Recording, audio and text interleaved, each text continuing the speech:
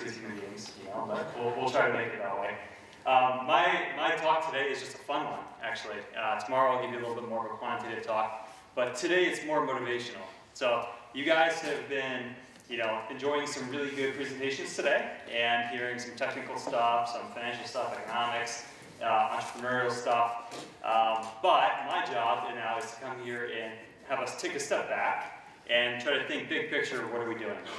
Does it make sense? Are we actually making the world a little bit better with this? So, who I am, Rob Viglione. I'm actually a former military scientist, you know, lo and behold, conspiracy theorist, you know, enjoy that one. I was a physicist, mathematician, but then I went back for my PhD and actually was fortunate enough to be able to study Bitcoin. And Bitcoin from an asset pricing perspective.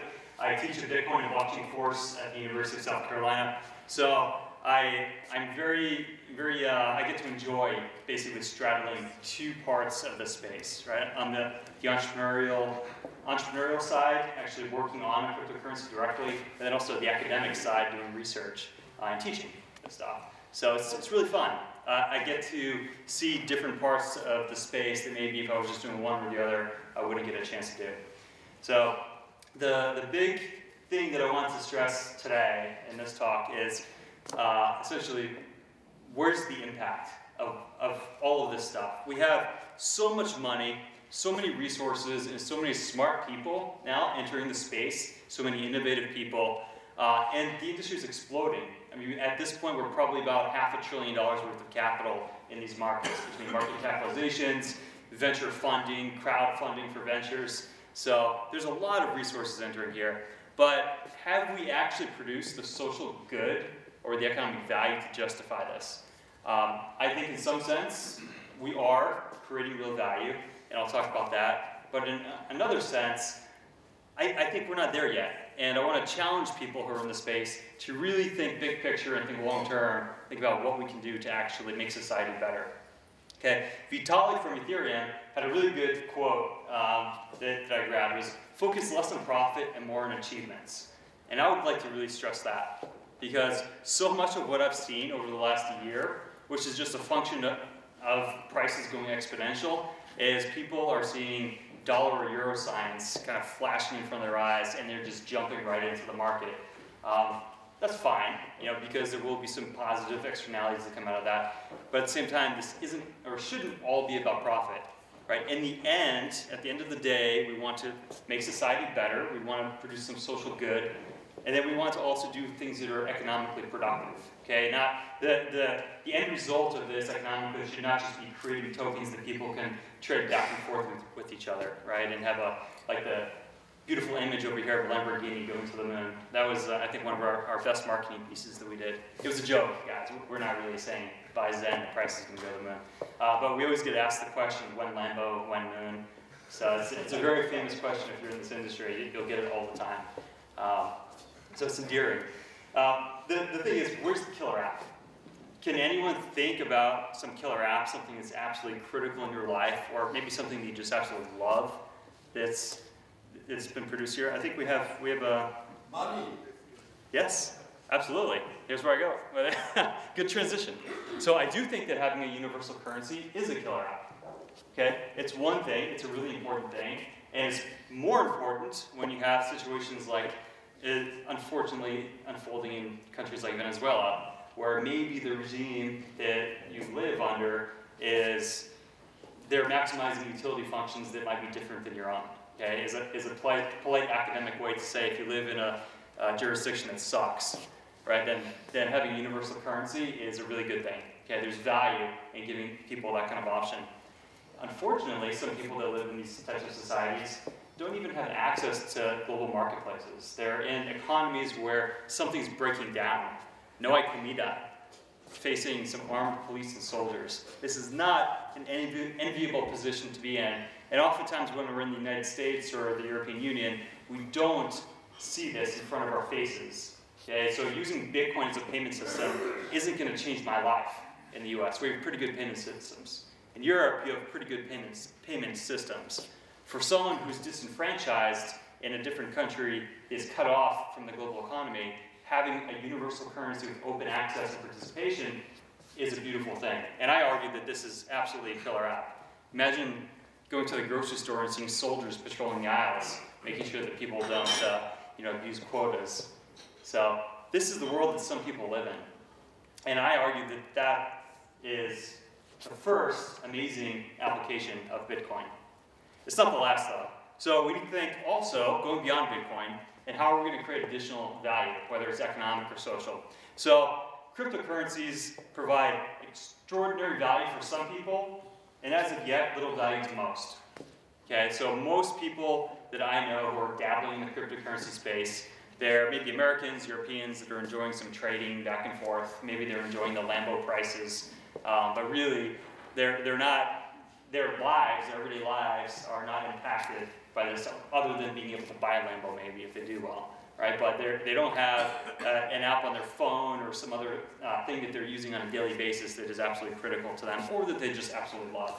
We're not there yet. So Vitalik, Ethereum Vitalik, also put together a really good graph about how you can see the kind of first users of this technology, particularly think Bitcoin and Venezuela, they have very high utility to using this stuff. But then there are, as it becomes more ubiquitous and we want to mainstream this stuff, of course the marginal utility is going to be decreasing, but that's not a bad thing. That just means that, hey, if I have a really cool app on my phone that's running on a blockchain, yeah, it gives me some value, but it's not as valuable on the margin to, say, someone in a disenfranchised economy. So one thing that's really big for me with working with ZenCash is we are a strong privacy-oriented platform.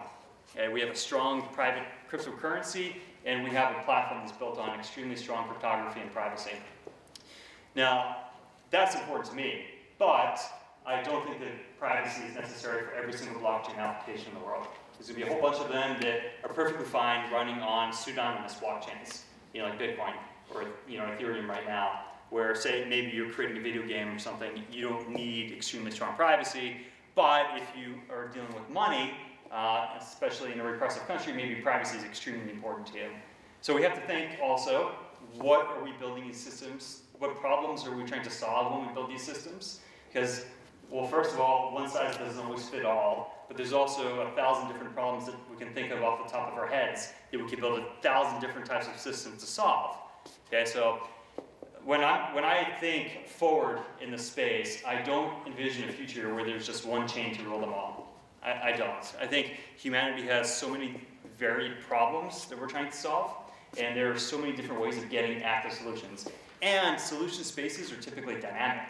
There's nothing suggesting that we need one static solution to essentially solve all of humanity's problems. Even if you have one really good thing today, 5 years from now, there could be something better if we iterate on a different permutation of engineering space.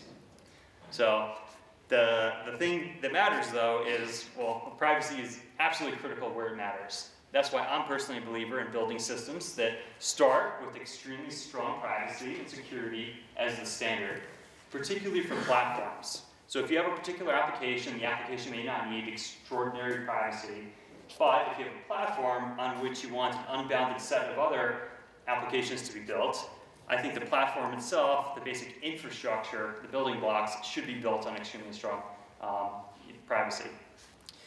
Now, this slide is meant to give you my impression of where I think we're going, in, say, maybe the 3 to 5 year range. Who knows 10 years from now or 20 years from now? There's probably a whole bunch of stuff that will exist that we can't even imagine. But in the next few years, I think what will dominate, particularly in the privacy space, is the idea of selective transparency and its analog selective privacy. So that's how I view, there's two ways to view the privacy space even. And you can look at this in the cryptocurrency domain. You've got cryptocurrencies that force every transaction through maximal privacy. Some tumbling engine or mechanism that's going to obfuscate transactions. And you've got others that give you the choice of whether or not you want to have kind of a pseudonymous type of transaction like Bitcoin, or you would have one that's completely obfuscated. So there's two ways to look at this space, and I think that the first one, the forcing of all transactions through maximum privacy, I think that this is a great solution for systems that require absolutely top-notch security. But it does bump up against the use case limit. So if you are a merchant or you're a bank or you're some other institution, any type of organization where you are accountable to someone else, you probably need some sort of traceability or auditability. So for systems like that, which is what I think is absolutely necessary for mainstreaming the technology, it's really important to have selective transparency in your system. Okay, so that's what we do. That's part of my decision rationale, and I think it's going to become more common as we go forward in the future. The interesting thing here to think about is that privacy itself, I think, will lead to a whole new set of business cases, a whole new set of technologies and ways of looking at the world and problem solving that we don't even know about yet. I don't know exactly, clearly I have no idea what the future is going to bring, but I could just name a few of these ideas right now. In the next 3 to 5 years, I'm pretty sure we're going to have some fairly good universal identification program. And universal ID is something that it should definitely be done on a strong, secure, private blockchain, not an open blockchain. There's some countries, for instance, like India, that are doing a universal national ID program where all information is being collected into a central database. I think that's problematic. That's like one of the biggest honeypots in the world. And whenever you have some sort of economic incentive or honeypot for a database, it will be broken. It will be broken into, the information will be compromised. It's just a matter of time. So I think that that's one solid application. And universal identification is sort of a prerequisite then to getting out, say, banking services to the disenfranchised around the world. Things that we consider somewhat social goods. You know, we talk about this quite often in this industry of we want to bank the unbanked, we want to provide services to people that are disenfranchised. So far, you have really good intentions. We haven't had solid execution on these ideas yet. I hope you will. I think it's just a matter of time. We have the resources, we have extremely talented, bright people doing this stuff, and I think privacy is going to be a really big part of that. Fair voting systems. This was something that I didn't think about until we actually started working on it. The ability to obfuscate your decision in an election is absolutely critical to a well-functioning democracy. If your vote could in any way be compromised or what you voted on known to others, that is an influencing function to the electoral process from the beginning. So what we're doing is we're actually building a fairly novel voting mechanism built into our software protocol that uses zero-knowledge cryptography to give people the ability to cast secret ballots that then are immutable, they can't change, and then once the voting epoch is over, they can actually be revealed without compromising the original voter. So this is something that we're kind of doing in the blockchain world for our particular platform that I would love to see governments one day say, well, these guys implemented some game theory research into a sort of provably fair voting mechanism that works well. Why don't we adopt this for political voting systems? You're probably not going to see large countries do this, but it'd be really cool. For instance, I'm also part of a project called the Seasteading Institute. We're building offshore societies, offshore like startup cities. We're doing one right now in Tahiti, so it's beautiful. I recommend everyone please come check it out. But I could for sure see some of the research that we're doing, if we can actually bring it to production and it works well, be applied to small governments or maybe startup societies in the future. And why not innovate also on the social technology side? And that's really all politics is a social technology, or politics, I suppose. Governance is a social technology. So we should be trying to innovate, and you innovate usually on small scale, and then if it works well, you can scale it up. I think that users will have really interesting ways to monetize their own data, their own content that they create. So right now, people that love Facebook or Twitter, these other applications, they're essentially giving the companies free data that then that company considers an asset and they monetize. Great for them. They're providing a service to the users, so it's a fair value proposition, maybe. But now we can actually have the type of system where users own their content directly and they can choose whether or not to sell it to others or actually just earn income on it. There's actually one blockchain platform right now that is fairly popular in the space called Steemit. My blog is actually on Steemit, and I get paid to blog. You know, users go on there and upvote or downvote you whether they like your content, and you earn direct income based on that. This is a business model that didn't exist 5 years ago, and I definitely think it's going to expand into a whole bunch of other domains. where anything where you can think of a company kind of centralizing and using your data to monetize. Now we can flip that, basically invert it upside down, and now users are directly empowered with their own data. This could be extremely important for people who live in environments with restricted economic opportunity. Can you imagine now you live in a country where the median income is, I don't know, say 5,000 euro, but you can actually earn half that just by blogging, maybe more than that by blogging, and not even blogging in a professional sense, but doing something that you're passionate about and posting the content and have other people actually pay you for that. So I think this opens up a whole new world of opportunity. But again, because we have some potential sensitivities to you're putting your life onto some data structure, it's absolutely critical to have strong privacy built into the primitive. Doing this stuff in a transparent manner, I think, is just ripe for disaster. So you should do this stuff on platforms that actually guard at the start, maximum security. I think that, at least for me, I'm tired of every week or so reading in the news some company's data was compromised, some company's servers were hacked, and my information is out into the world right now, or maybe even worse, the information is sold in the dark market and you're being exploited that way. I think that sucks. And now, if we could actually get data to the individual owns the data, it's no longer archived in central databases, then this honeypot doesn't exist. And I think that this is one direction that will go in the future. So I'm not a very binary guy. I don't look at the world in pure black and white where I think it's going to be all or nothing. I do think that we'll probably the truth usually lies in the middle somewhere. And what we'll get with this technology is some industries will be massively disrupted, others won't be impacted. Most of the action will probably take place on the margin, in the middle somewhere, where there will be innovations, there will be kind of changes, and what I hope is what we're doing as entrepreneurs will start driving some of this change.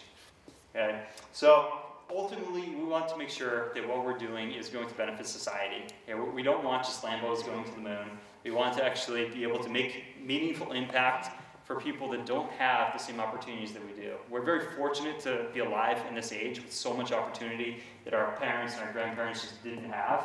So let's make good use of it. So what you see here today, look at it from the perspective of how could you contribute. Even if say you're not an entrepreneur, say you're just reading about this stuff, think about how can you make a mark in the industry? How can you participate? So that's all I've got, guys. Does anyone have any questions, or is everyone pretty pumped up and want to go change the world? Yeah. All right. Cool. Good job,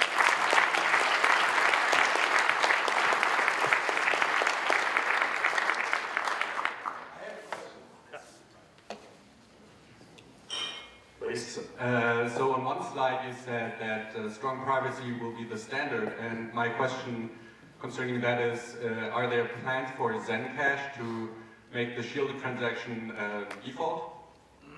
No, there aren't. So what I mean by being standard is platforms themselves will have the option for strong privacy, but I am a believer in selective transparency, because there's a whole bunch of business use cases that require transparency and auditability. Yeah, I totally agree with that. For example, if you're a donation charity organization, you want your donors to see that you're not misconstructing the funds. But my problem with the optional privacy is most people won't use it unless they want to be private, in which case something shady is going on. So why don't you think about something like you have a transaction completely shielded by standard, and then if you retroactively want to reveal that transaction to the world, you can do so. Yeah, that's a great idea. It's absolutely in the decision space right now. The computational burden for the type of cryptography we use is quite high. So right now it's not necessarily the best approach, because you would limit a bunch of use cases, basically. But as the computational burden for this type of cryptography decreases, it's certainly a good idea.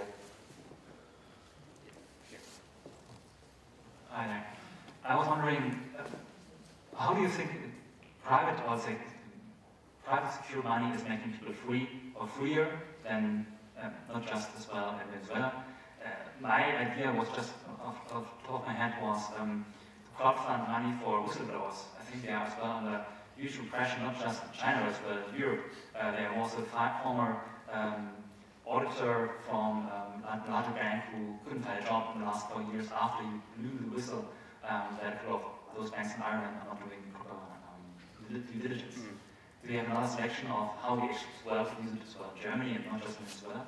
Yeah, this is a very sensitive issue. So the mainstream thought is, who wants whistleblowers around, right? Like, if you're a government, do you want to, encourage an economic system or economic mechanism that's going to reward people to point out your flaws? So I don't think this will be necessarily coming out of like any sort of institutional support. But I think the good thing about this industry is that we now have the technology and the economic capability to create this type of stuff. I don't know of any projects that actually build it like into the systems or the reward mechanisms themselves, but for sure there's a whole lot of sympathy for people that fight for privacy in this space. So yeah, I mean, it's kind of a personal decision whether or not to support it. But I think that the fact that Bitcoin exists creates a whole pool of people and resources to subsidize stuff like that.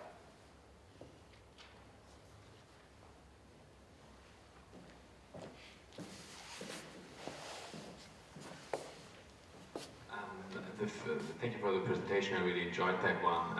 At the very beginning, you mentioned this currency as one of the first killer apps that we have. I slightly agree, but the point to me is then you come with this Venezuela or with all the crappy countries where you really look for privacy or to have a unique currency and all that stuff. The adoption that I see is only in the countries like the US, Germany, South Korea, or Europe, South Korea, where they all don't have these issues to such an extent. So my question is, how can you scale to the countries that should have the real demand to then like leapfrog that we have seen in Africa with mobile payments and stuff? How can you bridge that you make the on-ramp easier, better apps, whatever, that these people can use blockchain on their smartphone in order to really scale these great concepts or ideas? Because I rather see the US and other people using it. Yeah, I completely agree with you. I think this is a problem. In fact, so many people in this industry talk about, say, like Latin America, Venezuela or Africa being an extraordinary use case, but the reality is people in these countries don't care about Bitcoin. Most people haven't heard about it, or if they have heard about it, they've unfortunately been victims of like a multi-level marketing scheme or something like that, like in Colombia. So it's quite unfortunate. And this is something that I think about quite a bit, and I view kind of a solution path that involves three main factors. One would be kind of like on the product side. You need products that are super easy, intuitive, and people just love. Kind of like, we need to Uberize finance. We need to Uberize crypto finance. If you have something like that, that's great. Then you need great marketing around it. You need to actually get people to understand and want to use this stuff. Three, something I think is a little bit underappreciated in the industry is I actually want to see more social science research on this stuff, on how we propagate this type of technology out into areas that are disenfranchised currently. And I think if we combine these three prongs, these three factors, I think we'll get a pretty good solution. But probably through a lot of trial and error.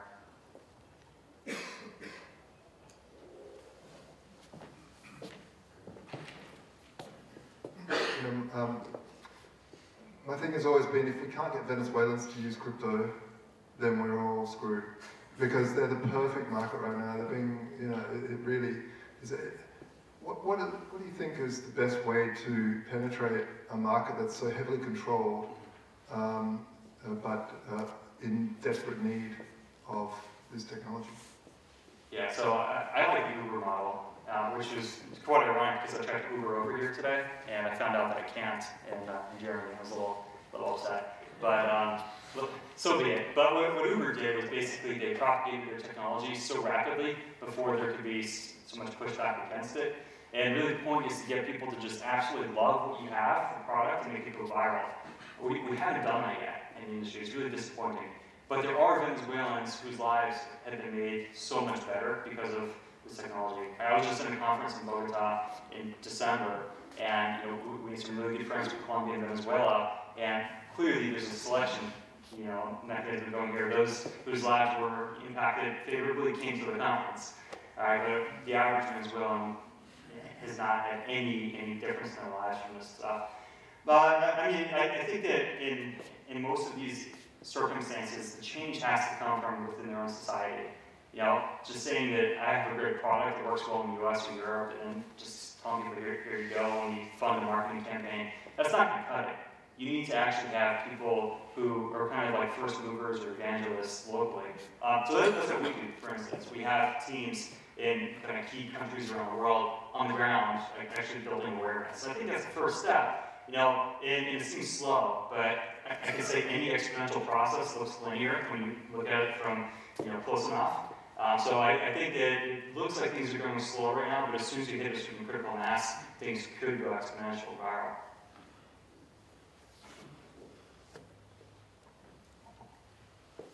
The guys are all hungry. And I would still have two questions. So I like the idea, don't get me wrong, but there is one critical thing. How would you prevent misuse of criminals? Because, you know, these people also would exactly like to have a technology where they can disguise their data, their transactions, and whatever you have shown. Yeah, absolutely. I clearly get this all the time, even working on a privacy cryptocurrency. The reality, though, is that most criminal behavior is done with pallets of US dollars or euro. Right now, it's just easier for people, which seems a little counterintuitive. But when you know how this industry works, and you know money, there are these on and off ramps, basically with exchanges. These are the points where governments need to look at and make sure that there isn't, say like ISIS or some terrorist group trying to move funds through.